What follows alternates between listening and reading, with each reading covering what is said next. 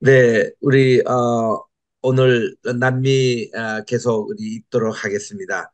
우리 지난 시간에는 우리 아르헨티나를 공부를 했는데 공부를 하고 나면 꼭 또 그 주간에 뭐가 또 한 건이 있더라고요. 지난 주간에는 아르헨티나의 아주 한반도만한 넓이의 땅을 우리 한국이 구입해 주시면 좋겠다 오프가 들어왔죠. 그래서 중국이 발칵 뒤집었고 이제 이런데 이거를 소개하는 유튜브를 제가 어저께 새벽기도 가기 전에 30분 동안 쭉 들었습니다. 그 소개하는 그분의 얘기에 의하면은 그 아르헨티나의 요즘 경제가 불안하고 또 이렇게 경제 정체가 참 어려운 가운데 특별히 그 한국을 굉장히 선호한대요. 하면서 이제 한국이 점점 이 세계의 중심 무대로 서고 있는 이유에 대해서 몇 가지를 이렇게 지적을 하시던데 첫째로 우리 한국이 그렇게 그 우주 강국이 됐답니다. 어느 정도인가 하면은 한국이 이제 10년 내로 달나라에 이제 그 갈 그런 준비를 구체적으로 하고 있고 한국의 항공 기술이 미국에서도 이제는 인정하는 그런 단계가 됐답니다. 최근에 52년 만에 그 미국의 우주선이 달에 착륙을 해서 지금 달을 조사하고 있습니다. 최근에 또 러시아에서는 가다가 실패로 돌아갔습니다. 그리고 인도에서 또 이제 8월 달인가 그 달에 이렇게 도착하는데 지금 한국 기술을 항공 기술을 대단히 이렇게 수입해서 같이 해서 그것이 아주 지금 승무리에 진행이 되고 있다고 합니다. 그러다 보니까 미국마저도 이제는 한국의 항공 기술을 이렇게 배우려고 이렇게 연락이 오고 있다는 소식을 이제 그분이 이렇게 전했습니다.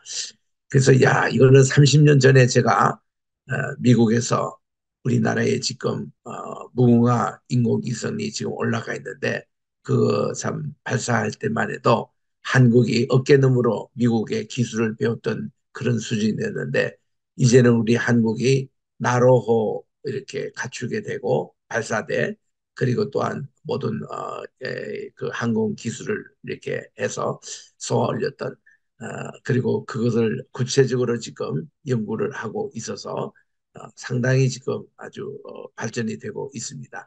러시아는 우리나라의 발사대 빌려도 주고 그 기술을 가르쳐 주어서 오히려 우리나라 것을 별로 인정하지 않다가 자기들이 이번에 실패로 끝나서 굉장히 또 한국에 대해서 관심이 높아졌다고 합니다. 아시는 대로 우리 러시아는 지금 또 한국에 의하면은 채무국입니다. 우리나라가 노태우 대통령 당시에 러시아에 많은 돈을 차관으로 빌려줬잖아요. 그 러시아가 아직도 갚지 못하고 있습니다. 그래서 러시아는 우리 한국에 이렇게 호의적인 그런 나라일 수밖에 없다고 합니다. 그 다음은 이제 우리나라가 세계적으로 또 이렇게 많이 주목을 받고 있는 것이 우리 그 한국의 음식이 세계적으로 이렇게 그렇게 또 건강식품으로 알려져서 비빔밥 이것이 지금 제일 유행으로 번지고 있고 두 번째 한국의 라면이 얼마나 각 나라마다 인기가 있는지 그야말로 150개국에 지금 한국이 라면이 수출이 되고 있는데 그 물량이 곧 1조가 될 정도로 엄청나다고 합니다. 그래서 이게 한국산 이게 라면이 세계를 석권하고 있고 또 하나는 김밥이라고 그래요. 김밥. 한국의 김이 완도에서 주로 이렇게 생산이 되는데 과학자들과 뭐 인공위성으로 뭐 이렇게 조사를 해봤대요. 그 완도 그 김에 대해서. 완도는 여러분 아시는 대로 그 밑에가 전부 다 맥반석으로 되어 있습니다. 그래서 거기서 나는 김과 미역 이거는 미국의 수출이 20년 전서부터 제가 미국에서 목회할 때 완도에 계시는 김정도 목사님 오셔가지고 이걸 우리 많이 팔아드렸거든요. 근데 그게 이제는 정차가 돼가지고 우리나라의 김은 세계적인 것이다. 네 가지고는 우리나라 그 김은 중국과 일본하고는 다르게 더 얇고 맛있고 이제 그런 김으로 생산이 돼서 정말 우리나라의 그 음식이 세계화되고 있다고 그럽니다. 그러면서 최근에 이제 트렌드 코리아 2024년이라는 책이 작년 10월 달에 나왔는데 지금 올해 2월 달까지 28세 인세로 베스트셀러입니다. 그 이 책은 11명의 저자로 구성되어 있는 것인데 우리 올해가 지금 용해해지 않습니까? 청용해. 이 해에 한국이 소비 트렌드로서는 세계 이제 부상하는 나라로 그렇게 해서 이 책의 내용에 보면은 AI 기술이 세계적이 됩니다. 한국이 또 비트코인 이런 것이 앞으로 이제 가상화폐가 미래를 이렇게 주도할 것인데 그게 지금 한국의 선진화 앞서고 있고 한국에 또 이렇게 전기차며 수소차 이런 개발이 아주 또 세계적으로 월등하답니다.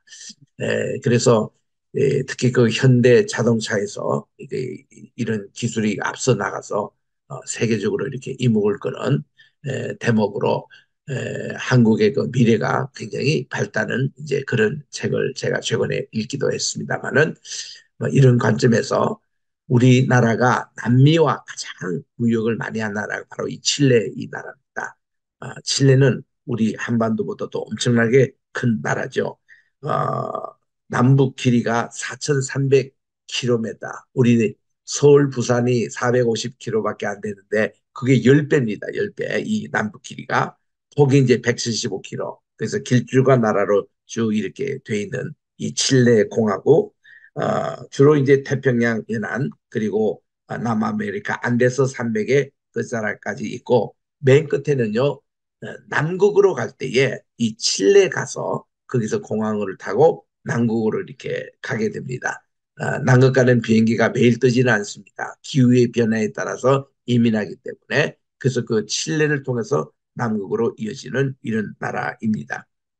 1810년에 스페인으로부터 독립선언이 됐고요. 구리 매장량은 지금도 세계 1위라고 합니다. 16세기 스페인이 오기 전에 전부터 이 칠레 북부는 잉카 제국이 지배했으며 이 토착 그 마푸 체인 이분들이 칠레 중앙부와 남부에 살고 있을 때입니다. 어, 그리고 1810년에는 칠레는 독립을 선언했고 1818년에 스페인에서 결정적인 승리를 거두어서 오늘날 독립국가로 존재하고 있습니다. 그리고 1879년에서 1884년에는 태평양 전쟁이 있어가지고 그 바로 위에 있는 페루와 또 옆에 동쪽에 있는 볼리비아를 무찌르고 이 모든 이 칠레가 차지했습니다. 그래서 볼리비아는 이때 전쟁에 져가지고 바다가 없는 나라가 돼버리고 말았습니다. 그래서 지금도 이제 태평양 근처에서 한국으로 무역 뭐 수출하고 할 때는 반드시 칠레를 통해 가지고 칠레 여기서부터 나갑니다. 그래서 볼리비아의 한국 대사관은 칠레에 이렇게 그 산태하고 거기에 주둔을 하고 있을 정도로 이 칠레가 이때 그 전쟁을 해서 이렇게 그 볼리비아를 바닷나라로 만들었죠. 그래서 이제 이런 역사를 가지고 있습니다. 칠레는 민주주의 전통으로 다른 남미에 있는 나라 비해서는 쿠데타나 독재 정부가 적은 편이었지만은 20세기 때에 여기에도 또 잔인했던 17년간의 군사 독재 시절이 있었습니다. 1973년에서 1990년 이때 우리나라도 비슷한 시기에 군사 독재가 있어서 해방 신학으로 이게 칠레에 또 아주 많은 이제 주목을 받았던 그런 나라기도 합니다. 면적이 우리 한국 전체의 7.5배나 되는 75만 6천 제곱킬로미터입니다. 그러나 인구는 1,800만 밖에 되지가 않습니다. 그래서 인구 밀도는 평방 킬로미터당 21명으로 아주 널널한 편입니다. 오늘날 이 칠레는 남미에서 상당히 안정적이고 번영하는 국가입니다. 인간 개발 지수나 또 이제 GNP 이런 국제 경제력 이것이 상당히 높은 수준으로 가고 있습니다. 현재 메르코수르의 협력 국가로 있고 미국과는 2004년도에 자유무역협정을 맺고 있습니다. 칠레는 이 지역에서 이 언어의 언론의 자유와 민주주의 발전이 잘 이루어져 있으나 이렇게 그 높은 소득의 불균형 그러니까 이게 빈부 차이가 많은 나라여서 좀 사회적으로는 불안정하고 있습니다. 아까도 말씀드린 대로 군사 독재 시절이 있었어요. 1973년부터 1990년 그 사이에. 그러나 이제 이것을 극복하고 민주화가 됐거든요. 그래서 이 민주화 후의 대통령들이 지금 사진에 나오는 5분이에요. 이분들이 다 전직 대통령들입니다. 그래서 이분들이 1990년 이후로 오늘날 칠레가 발전하게 됐던 아주 밑거름이 됐던 이런 대통령들입니다. 현재 대통령은 아주 젊은 분이에요. 1986년생이니까 우리 아들, 딸보다도 더 젊습니다. 이분이 지금 38살 되고 있는 43대 대통령인데 이 이분이 이제 극우 성향 대선 후보로 이렇게 그 가스트를 꺾고 칠레 대통령으로 당선이 됐고 그리고 이분이 이제 2022년 코로나 때입니다. 이때 칠레 대통령으로 취임을 했는데 이분은 칠레 역사상 최연소 대통령 당시 36살 때 대통령이 됐고 또 세계에서 두 번째로 어린 국가 지도자입니다. 그래서 이 김정은이 다음에 이분이 이렇게 젊은 그 나라의 수반으로 있습니다. 이 나라가 길쭉한 나라잖아요. 그래서 이 15개 주로 이렇게 형성돼 있습니다. 그래서 이런 주의 이름들을 한번 쭉 한번 보시기 바라고 산티아고 이 수도가 있는 주는 3분의 1 정도 있는 그 위치에 있죠. 산티아고 수도주라고 되어 있습니다. 그래서 이 저 밑에까지는 남극에 가는 그 길목에 있는 바로 그 주도 있습니다. 15개 주로 되어 있고요. 칠레의 이제 수도가 되는 산티아고 거기 가면은 대통령 궁이 이렇게 멋있게 자리 잡고 있습니다. 모네다 궁전이라고 합니다. 여기도 들어가면 참 어리어리해요. 이런 칠레의 대통령 궁. 산티아고는 인구가 610만이니까 우리나라로 말하면 우리나라가 이제 서울 인구가 뭐 1200만 이렇게 잡고 있고 그다음 이제 부산이 350 정도 잡고 있고 그다음 인천이 300만이 넘어요. 그래서 인천이 지금 3대 도시로 돼 있고 그다음 대구 이런 수로 이렇게 돼 있는데 여기는 인구가 610만이니까 서울의 한 절반 정도 됩니다. 이 산티아고는 이름 그 자체가 이게 세인트라는 것은 이제 성이라는 말이죠. 아고라는 것은 디에고입니다. 디에고가 이게 스페니시 말로 우리로 말하면 야고보입니다. 야고보. 그러니까 우리 그 야고보, 제이콥 이거 할 때 우리 다 디에고라고 이렇게 하는데 그 바로 산 디에고의 약자가 되는 센티아고 이것이 이 나라의 수도의 이름입니다. 그래서 이게 1541년에 처음 세워졌고 원래 명칭이 이렇게 좀 길었습니다. 산티아고 들라 누에바 엑스트라마두라였는데 이거 이제 뒤에 거 다 줄이고 앞에 그만 쓰고 있는 예수님의 12제자 가운데 야곱보 이 이름이 바로 산티아고의 뜻입니다. 여기에 이제 사진에 보면은 맨 꼭대기에 있는 일녀는 산티아고의 시내의 모습이고요. 또 그 밑에 가보면은 원죄 없는 잉태의 동상 이렇게 그게 동상이 있고 캐톨릭 교과니까 그다음 산티아고의 금융시구가 나오고 그 밑에 가운데입니다. 산타루시아 언덕이 있고 또 칠레 국립도서관이 보이고 그 밑에 보면 칠레 대학교가 있습니다. 그리고 칠레 교황청 카톨릭 대학이 있고요. 맨 밑에가 대통령 궁이 이렇게 자리 잡고 있습니다. 모네다 궁이라고 이름을 합니다. 그래서 이게 산티아고 여기가 이제 칠레의 이 북쪽 3분의 1 위치에 있는 수도 도시입니다. 칠레 하면 그동안 좀 많은 일들이 좀 있었습니다. 우리가 뭐 최근에도 이렇게 아는 대로 산불이 있어가지고 바로 지난 이달입니다. 이달 초에 그래서 사망과 실종이 300명에 육박할 정도로 국가 비상사태가 선언이 됐던 것이 석주전이었습니다.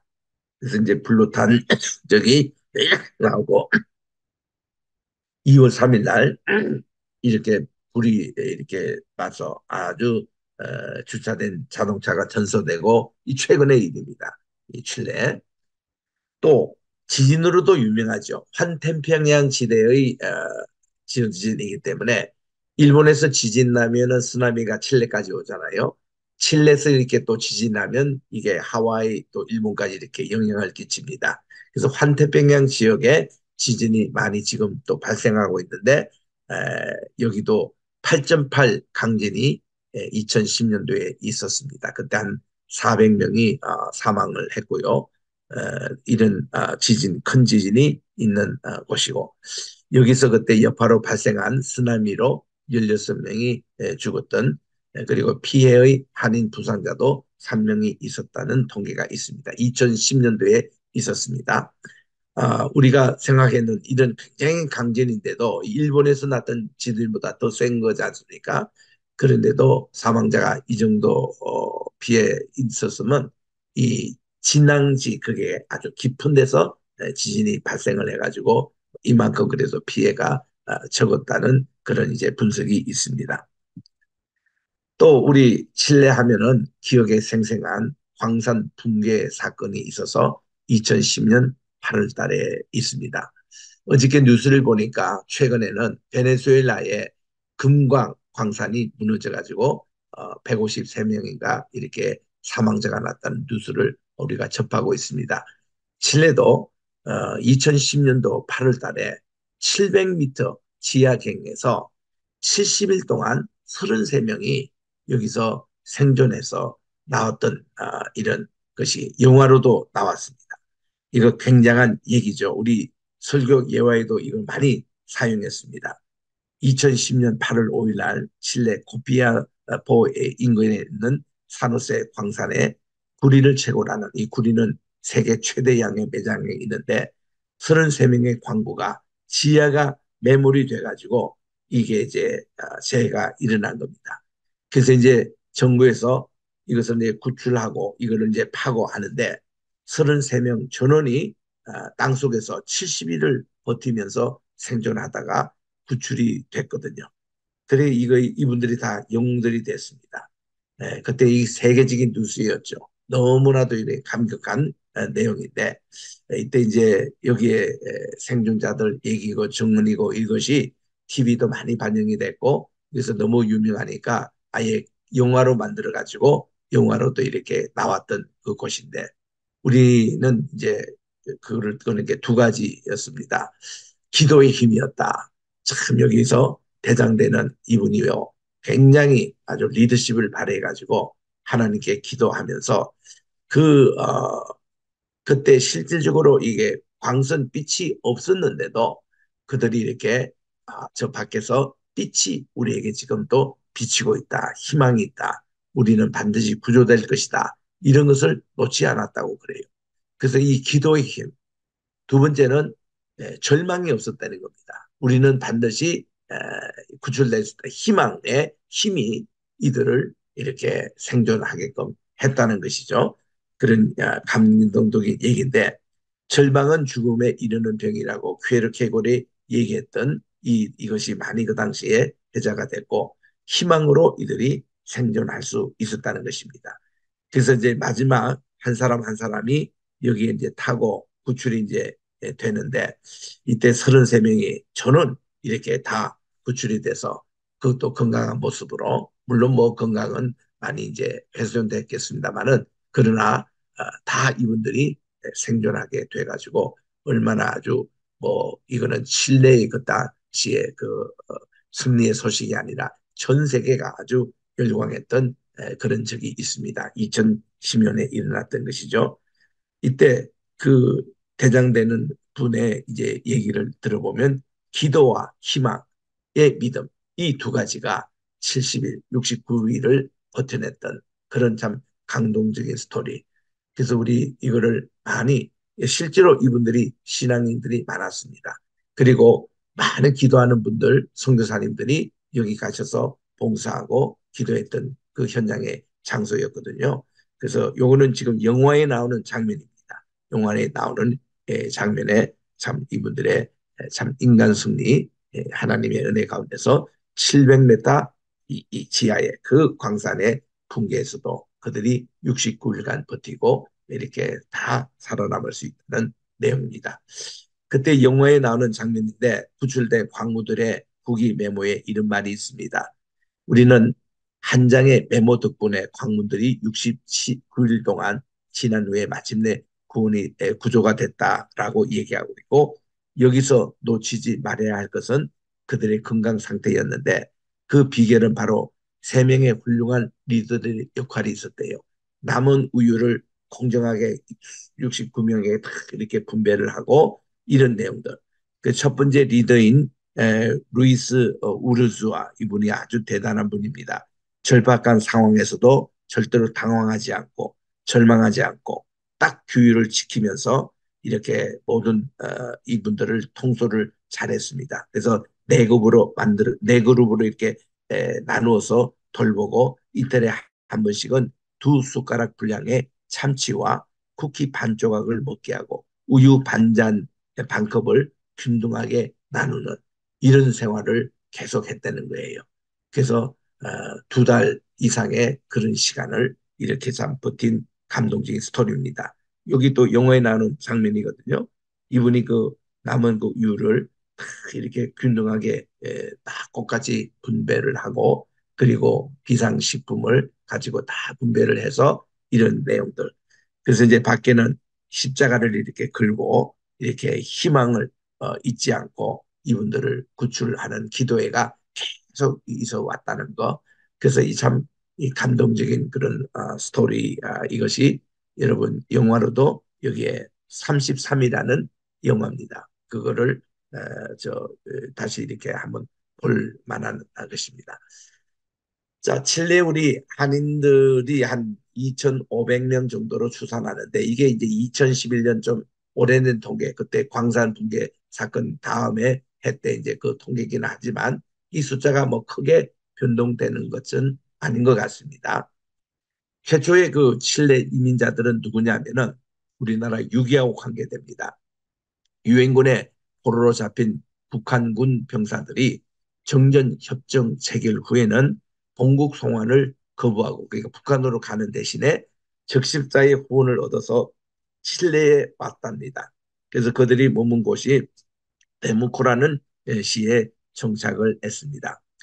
한국에서는 칠레로 이민자가 생겼는데 화초 재배 분야에 일하기 시작해서 5가정이 1970년까지 그때부터 이민자가 시작돼서 75년도에 3가구, 76년대는 10가구, 볼리비아를 거쳐서 도착을 했답니다. 그래서 이들이 이 코리아나 이렇게 한국 한인회가 형성된 것이 1979년이었답니다. 이때의 한인 가족이 20에서 30가구가 이르렀고 1978년도에는 20명의 한인 가족이 장로교의 도움을 받아서 한국인 학교를 설립을 하게 됐습니다. 그래서 이 칠레의 한인 어린이에게도 한국어, 문화, 역사에 대한 주말 과정을 제공을 했다고 합니다.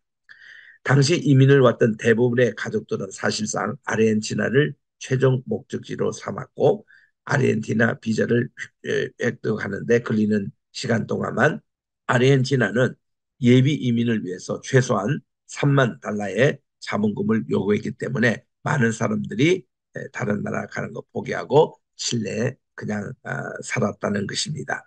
그래서 이런 스토리 얘기가 있는데 1980년 후반에 이제 저하고 같이 장로의 신학대에서 공부했던 허원구 선교사님이 여기 산도역에 도착을 하셔가지고 그분이 많은 일을 하셨어요.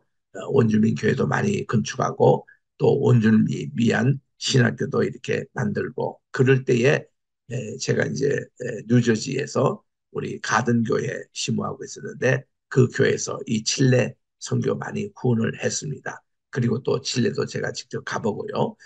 그래서 허은구 선교사님은 그 후에 이분이 한국에 오셔서 부산에 산성교회 목회를 오래 하시다가 아주 그 부산 장신대 거기에 총장으로 시무를 하시고 최근에 은퇴를 하셨습니다.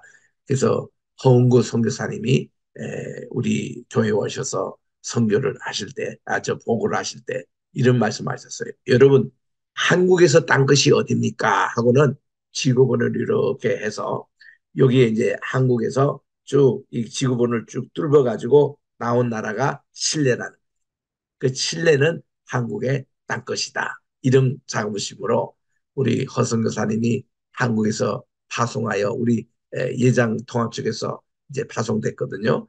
그래서 그때 가실 때에 자기 뼈를 칠레에 묻겠다고 그렇게 하고 가셨습니다. 그래서 두턴 하시고 안식내 부산으로 오셨다가 부산 산성교회가 워낙 급하게 목회자를 찾는 바람에 이제 거기서 목회를 하게 되셔서 아주 4천 명 아주 큰 교회를 이룩하시고 그 후에 이제 장신대 총장으로 계신습니다. 그래서 그때 이 칠레에 대해서 많이 우리가 알게 됐고 1997년부터 2005년도 사이에 칠레 한인 인구가 많이 늘었습니다. 1,400에서 1,800 단위로 이렇게 늘었고 그 후에 이제 또 늘어서 2,500 이 단위로 이렇게 갔고요. 한국 정부는 총 48명의 칠레 국적 고려인 이렇게 그 파악이 됐습니다. 고려인도 바로 이제 우리 러시아며 실크로드 이쪽에 살고 있는 고려인이 여기 지금 칠레 가서 이민하고 계시고 2,366명의 영주권자들이 있고 7명의 유학생이 있고 그리고 119명의 기타 비자를 소지한 것으로 나타나는데 지금은 한국의 그 상사들 그러니까 우리 여러 대기업의 지사들 이런 분들이 많이 가셔서 한국 인구가 조금 더 늘었습니다. 그 칠레에 있는 한인들은 다른 배경을 가진 칠레인들에게 그들에게 직업 윤리에 대한 존경을 받지만 특히 인종 간의 결혼과 관련해서는 매우 폐쇄적인 공동체로 인식되고 있다. 한국인은 그 원주민과 잘 결혼하지 않는다는 거죠. 한국인들끼리 그냥 형성해서 그렇게 거기서도 알려지고 있습니다. 칠레인들은 한국의 급속한 경제 발전을 매우 존경하고 있고 한국과 밀접하게 연관을 가지려고 합니다. 그래서 실질적으로 한국에 많은 의획 있는 것을 칠레에게 판매하고 칠레에서 잡히는 많은 그 이렇게 해산물 있잖아요. 그게 한국으로 많이 수출이 들어옵니다. 그래서 마켓에 가면 칠레산 해산물 또 고기 이런 것들을 많이 이렇게 구입할 수 있고 그래서 이 칠레와 한국은 무역이 아주 활발합니다. 이 태평양을 두고 이렇게 이제 다니는 이런 곳으로 우리하고 참 칠레도 아름다운 자연 환경이 많이 있습니다. 사막 끝 달의 계곡이라고 불리는 발레데라 누나라는 그런 곳에 이제 이것도 관광지로 있습니다. 또 거기에 보면은 칠레 북부 지역에는 그 안데스 산맥의 끝자락이죠. 거기에 소금 호수가 또 형성이 되어 있습니다. 그래서 이 소금 호수에 대한 얘기는 우리가 볼리비아 때도 들었고 또 지난주에 우리 페루 우리 공부할 때도 들은 얘기고 또 아르헨티나도 이게 다 이게 안데스 산맥 그 고산지대에 있는 그런 소금 호수죠. 역시 칠레도 소금 호수가 넓게 발달이 되어 있습니다. 여기 이제 우리 몇 분 선교사님, 최근 선교사님다 이런 분들 활동 사항을 이렇게 볼 수가 있는데 2023년도에 선교 보고에 의하면 DT에서 선교를 하는 우리 선교사님 가정이 있어요. 그래서 여기에 이분들의 그 선교의 보고를 적은 것을 참고하시면 되겠습니다. 이런 선교사님 위해서 우리가 기도하고 또 여러분들이 칠레를 방문할 그런 경우에 또 찾아가셔서 격려도 하시고 하면 좋겠습니다. 이런 선교사님들 이분은 한방의료 사역을 열심히 하고 계십니다. 그러니까 이렇게 무료로 자비로 이렇게 봉사하는 이런 그 현지인들 그래서 또 한인교회 또 이게 탐방하면서 이렇게 빈부차이 격차 이런 것을 잠추리는 선교사님 가족이 있습니다. 또 여기에 우리 한인 교회가 있고 신학교가 있습니다. 여기에 요 앞에 여기 보면은 목회자들을 초청해서 선교를 하고 문화교류 사역을 하고 또 이분들에게 또 계속 교육을 또 실시하는 이런 사역을 또 열심히 또 하고 계십니다. 그래서 이분들이 때로는 이제 신학교를 또 세워달라고 해서 우리가 많은 또 지원을 해서 신학교를 허웅구 선교사님 계실 때 세웠습니다. 예, 이런 또 이성 교사님은 아주 본인의 건강이 안 좋으셨는데 암과 신장암을 극복하시고 선교에 헌신하고 계시는 그런 선교사님들 계시는데 그분의 이제 이게 선교 보고 그 소식을 여기서 이제 몇 개 인용을 했습니다. 칠레도 영락교가 있어요. 통합식입니다. 여기에 임마누엘 학교, 부설학교가 있는데 여기 이제 우리 허은구 선교사님이 이 학교를 세우는데 많이 공헌하셨습니다. 1994년도에 이렇게 되셨고 2006년도에는 2월달에 최종남 또 선교사님이 오셔서 후임으로 칠레 영락교를 담임하고 계십니다. 이런 교회의 여러 가지 활동 상황을 우리가 보게 됩니다. 또 이길소 선교사님이 계시고 정연정 선교사님 아동 선교 열심히 하고 계시면서 이렇게 또 우리 한인 세계 선교대에서 보고도 하셨고 또 이렇게 선교시 소식을 전해주고 계셔서 잘 듣고 있습니다. 칠레 선교 활발하게 하고 있습니다. 예, 칠레 영락교회 우리 찬양대회 모습입니다. 우리 한인들이 꽤 많이 수백 명 모이는 교회고 중심교회라고 할 수 있죠. 또 이승길, 이승주 선교사님 2021년도에 파송이 되기 때문에 그때 코로나 때입니다. 비교적 최근의 때인데 이렇게 해서 이들에게 침례도 베풀고 지금 요 선교사님이 장례식을 지금 현재 침례하고 있는 모습들을 더 보게 됩니다. 자, 우리 칠레 몇 군데 또 우리 자연 하나님께서 만드신 그런 곳을 한번 찾아가 보겠습니다. 아타카마라는 사막이 있습니다. 칠레 북부에서 해발 1,500m 꽤 높은 곳에 있죠. 여기에 이제 사막이 있는데 그게 뭐 아주 거대한 태양열 발전소가 있죠. 이것도 하나의 관광의 명소로 자리 잡고 있고 여기서 많은 에너지를 얻습니다. 이런 이 아타카마 사막 곳은 거기에 보면은 화구호도 있고요.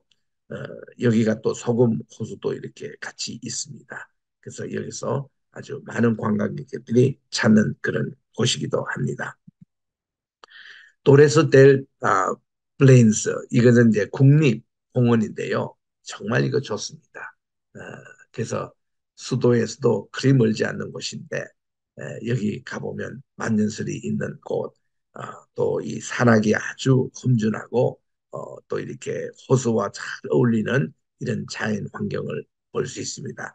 세계적인 관광지입니다.